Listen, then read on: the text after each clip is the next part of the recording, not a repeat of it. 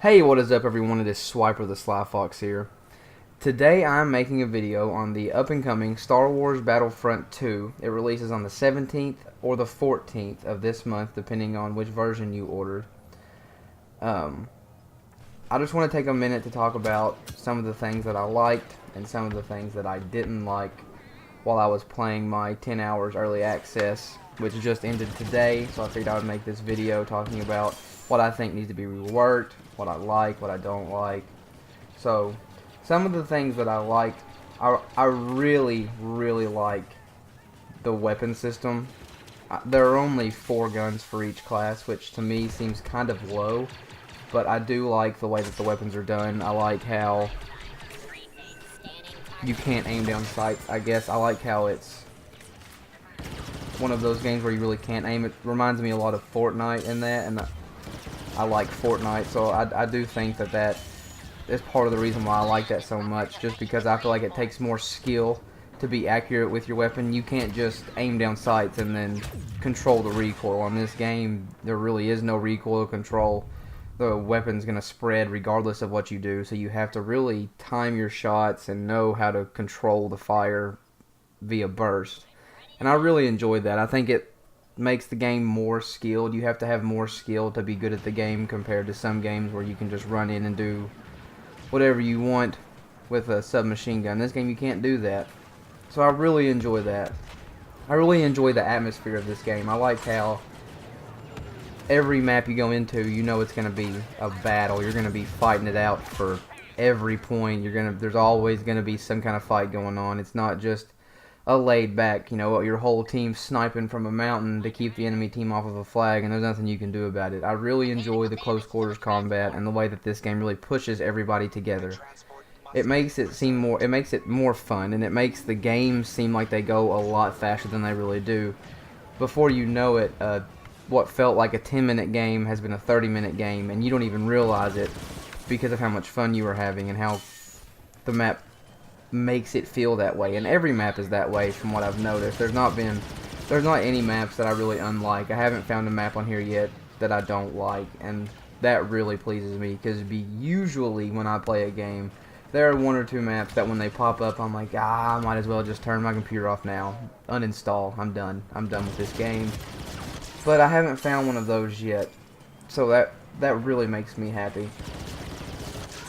Something else I want to touch on is the different types of classes. I like that the types of classes stay true to all EA shooter games with the 4 classes. You have your Assault, which is what I'm playing here. It's the Assault class, which is basically the exact same as the Battlefield 1 Assault class, same name and everything. And then you have your Support, which is called a Heavy, and that's essentially the same thing as a Support class on Battlefield 1, and I really enjoy that. I think that the weapons are underpowered on the Support class, but I think that on Battlefield 1 as well, and I have some friends that really enjoy the Support class, and I don't know why, but I feel like the weapons on every game, the LMGs, are just underpowered. They're not as strong as they should be, but I guess balancing issues prevent that from happening. What I want will probably never happen. And then you have your officer class, and the officer class is probably the most team-oriented class in the game, because the officer's job is to control the battlefield from a certain point. They have turrets, which is one of their abilities, and the turrets are used for pretty much everything as far as I've seen. I've seen people put them in doorways to keep people from running down a certain hallway. And then the way I use them, the way I've seen other people use them, is you use them as a flank deterrent. If you put it down a hallway that's going to lead to behind where you're pushing, it can deter enemy players from making the flank and getting up behind you. So it's just kind of a peace of mind thing, like there's a turret back there, the odds of somebody getting behind me are pretty slim, so you don't have to worry about always checking your back. And on this game, making flanks is huge. If you can make the flanks, then you'll probably win the game. That's just how it is. If you can make the good flanks and get up behind the defenders or the attackers, more than likely you're going to win. It just depends on the map and the team you're playing against, like always. And then the last class, that is the specialist class. It's really just a sniper class. It has everything that a sniper class needs. It's really based a lot on stealth. A lot of the cards you can get help improve your stealth. They're one of your abilities is purely stealth. It hides you from the radar. So it's really just your all-around good sniper class. The weapons are good. None of them are bolt action, thank God. Thank God, and there's not a bolt action beam rifle. I was worried for a minute that there was gonna be, but there's not. All of them are semi-automatic and pretty powerful, especially if you can land headshots. They do a lot of damage, and it's a really good class to use. The specialist and the assault class are probably my two favorite classes. I enjoy those two the most, just because that's what I usually play on Battlefield, and they feel the same to me. So I really enjoy those classes right now. I can't say anything negative about either one of them. Something negative that I can say about this game, though, and this is really why I wanted to make this video, but I don't just want to bash this game, because I know this game is getting a lot of hate right now on the internet. Everybody complaining, you know, it's a pay-to-win game, you know, all the free DLC is just a cover-up so they can have these loot crates in there that you can pay money to get, and it gives you a huge advantage. Really, I don't think it does. I've not seen the first semblance of somebody getting a huge advantage on me because they did pay to win. I've seen people in the chat talking like, oh, you paid to win, that's the only reason you killed me. I've not seen it personally.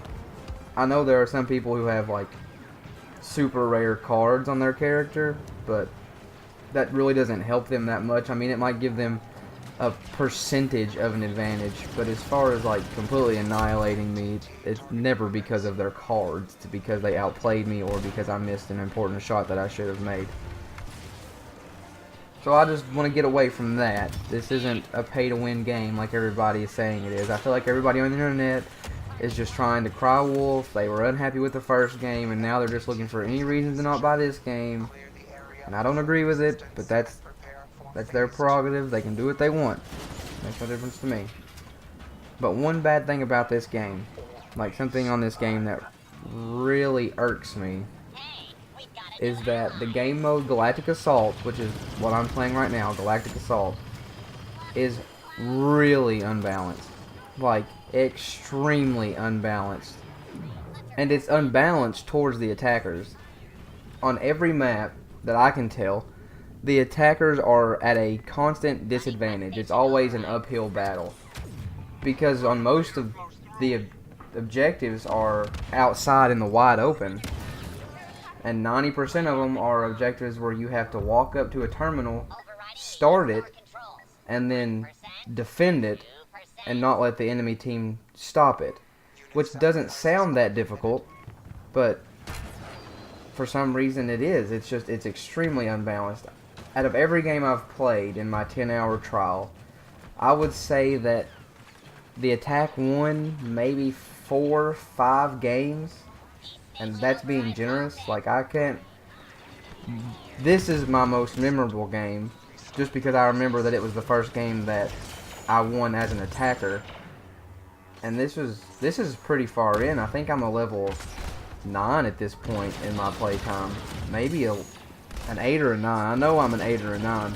And that was the first game that the attacking team had won.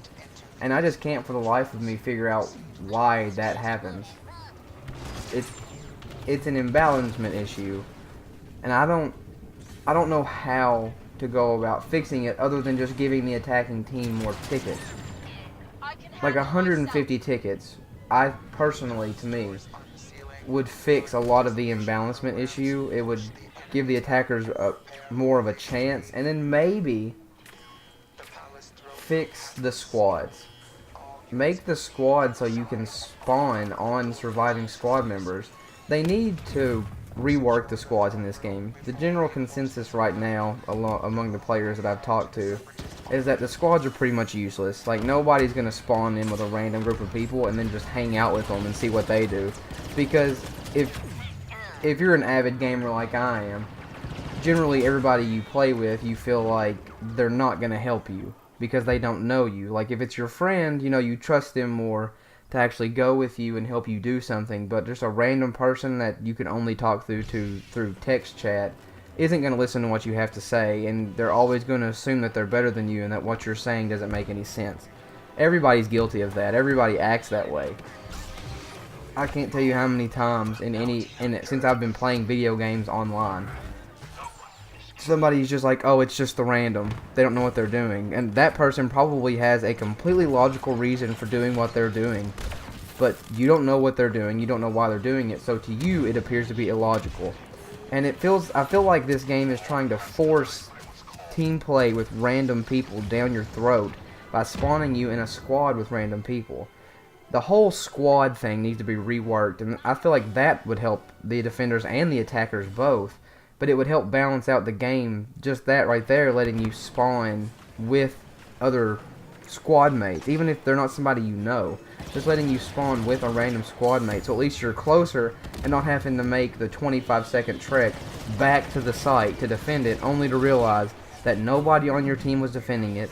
You started the defuse, and nobody was there to help you. Once you and the two people with you died, the enemy team just stopped the defuse, and now you have to redo the whole process, but now you're 15 tickets down, and there's nothing you can do about it. That is a big problem to me, and I feel like that is a lot of the imbalancement issue. Is that it's hard to do all of this without a proper squad system going. It's just basically right now it's just you drop them with three other random people and you all go do your own thing and you hope you win. On defense that can work because it's a lot easier on defense because you're just trying to stop them from getting in the doorway. Your objective can simply be broken down to get kills unless they start taking the point, in which case get kills there. I mean, it's really easy for defenders to win this objective game because their objective is a lot simpler than the attackers. The attackers can't just go through and get kills. The defenders have unlimited tickets. They can do whatever they want. A defender can sit in the back of a room and snipe for the entire game and it not affect the outcome of the game at all, and his team still win. If an attacker does that, he's putting a huge hindrance on his team because he's not helping them take the objective. But a lot of people, they feel the same way I do. When you die, you don't want to make that 15 to 25 second run back to the objective, so they'll just try not to die as hard as they can, which might help the team, but at the same time it doesn't. I mean, it just doesn't help the team either because you're not helping push the objective.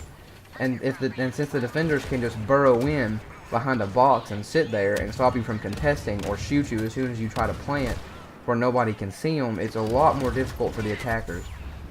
But if there was a system where you could spawn in on your other squad members, just spawn in the same area they're in. Just do it the same way Battlefield 1 does even. If they're under fire, if they've taken too much damage, then you can't spawn on them. But as soon as they're out of danger and their health is back to a certain level, then you can spawn on them. At least that way, you're still somewhat close to an objective. So you don't have to worry about like, oh, by the time I get back to this objective, we're already going to lost it. It doesn't make a difference. I'll just go to the other one. Because I've done that myself. Like, I'll put all my effort on taking one objective, and there will be like two other guys there with me, and we'll take it. It'll be clear. We'll plant the defuse, and then Darth Maul run in and kill all three of us. And then I see that we're still taking the objective, but I know that I have another 15 seconds to run back to that objective. By the time I get there, the whole enemy team will be there trying to stop the defuse. So what's the point? I'll just go to the other objective. And that's 3 tickets that we've lost for absolutely nothing. But if there was a squad spawn system and I see, like when I die there, oh, okay, my squad member is just right in the other room. So if I can spawn on him and then run back to where I was, maybe I can put up a fight and try to defend this a little bit longer and keep that clock going. Help my team.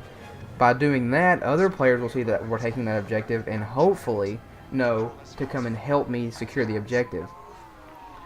So a squad spawning system, a better squad system, just overall in general, they need to redo the squad spawning. And 50 extra tickets, I think, would really help balance out the attacking on 99% of the objectives in this game mode. And the squad spawning wouldn't only help the attackers, it would also help the defenders, so it wouldn't even need to be rebalanced in any way. The defenders could also do the exact same thing, and it would really help, and it makes more sense on both sides to be able to spawn on somebody, just the same way you can in Battlefield 1. And for those of you out there who are like, yeah, but a stormtrooper doesn't just randomly appear out of nowhere. Well, neither does a sniper in World War II. But they do it. I mean, the Battlefield 1 does it, and it works fine. Nobody complains. People like that system. I don't understand why we can't have that system in Battlefront. It would really, really help fix a lot of issues with this game mode. So, guys, as always, let me know what you think. Let me know if you're excited about this new game, and if you disagree with anything that I had to say in this video, be sure to let me know in the comments. I love hearing what you guys have to say. If you did like this video and agree with what I had to say, be sure to give it a thumbs up and subscribe to my channel if you haven't already for more videos just like this one.